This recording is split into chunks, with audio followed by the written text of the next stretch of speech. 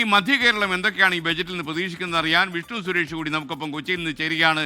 Vishnu, good morning പറയൂ.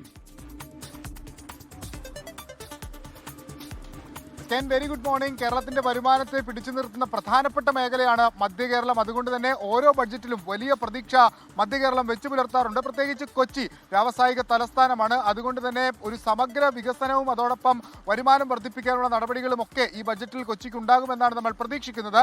പ്രത്യേകിച്ച് startup മിഷനുകൾക്ക് കൂടുതൽ പ്രാധാന്യം നൽകിക്കൊണ്ടൊരു പദ്ധതികളൊക്കെ ആവിഷ്കരിക്കാനുള്ള സാധ്യതയുണ്ട്. മുഖ്യമന്ത്രി അത്തരത്തിൽ ആലോചനകളൊക്കെ നേരത്തെ പറഞ്ഞിട്ടുള്ളതാണ്. മുഖ്യമന്ത്രി പ്രതിദാനം ചെയ്യുന്ന ഒരു ജില്ല കൂടിയാണ് എറണാകുളം. അതുകൊണ്ട് തന്നെ ഈ ഇൻഫോ പാർക്ക് കേന്ദ്രീകരിച്ച് കൂടുതൽ പദ്ധതികളൊക്കെ വരാനുള്ള സാധ്യതയുണ്ട്. ഒപ്പം മറ്റൊരു പ്രധാനപ്പെട്ട വിഷയം ഇവിടെ നിൽക്കുന്നത് കൊച്ചി മെട്രോയുടെ 3ാം ഘട്ട വികസനമാണ്. അതിൽ പദ്ധതിക്ക് വേണ്ടിയിട്ടുള്ള തുക അനുവദിക്കാനുള്ള സാധ്യതയുണ്ട് എന്ന് ചില സൂചനകൾ വരുന്നു. 2ാം ഘട്ടം അതിന്റെ അവസാനത്തിലേക്ക് എത്തുകയാണ്. അത് പൂർത്തിയാകുന്നതിന് മുൻപ് തന്നെ 3ാം ഘട്ടം പ്രഖ്യാപിച്ച് അതിന്റെ നിർമ്മാണ പ്രവർത്തനത്തിലേക്ക് കടക്കാനാകുമോ, അതിനുള്ള ഫണ്ട് പ്രഖ്യാപനം ഉണ്ടാകുമോ എന്നുള്ളതും ഏറെ ശ്രദ്ധേയമാണ്.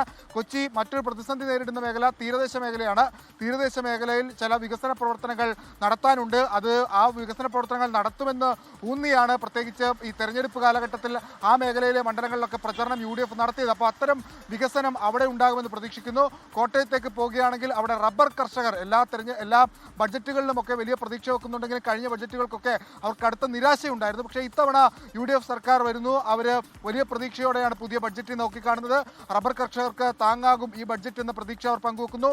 ഇടുക്കിയിലും അതോടൊപ്പം ആലപ്പുഴയിലും ടൂറിസം മേഖലയ്ക്ക് കൂടുതൽ പ്രാധാന്യം നൽകിക്കൊണ്ടുള്ള പദ്ധതികൾ, അതായത് വില്ലേജ് ടൂറിസത്തിന് നേരത്തെ അത്തരത്തിലുള്ള ആശയങ്ങളൊക്കെ രൂപപ്പെട്ടിരുന്നെങ്കിലും അതിൽ പൂർണ്ണമായി ഫുൾ ഫ്ലഡ്ജായി മുന്നോട്ട് കൊണ്ടുപോകാൻ സാധിച്ചിരുന്നില്ല.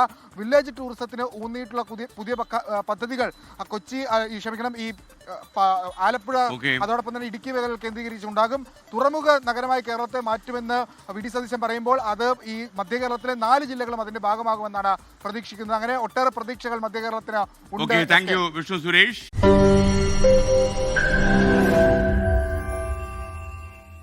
ലോകത്തെവിടെയായാലും ഏത് സമയത്തും 24 വാർത്തകളും ഓഗ്മെന്റഡ് റിയാലിറ്റി പാക്കേജുകളും എക്സ്പ്ലെയിനറുകളും വിശദമായി കാണാൻ ഞങ്ങളുടെ YouTube ചാനൽ നിങ്ങൾക്ക് സബ്സ്ക്രൈബ് ചെയ്യാം.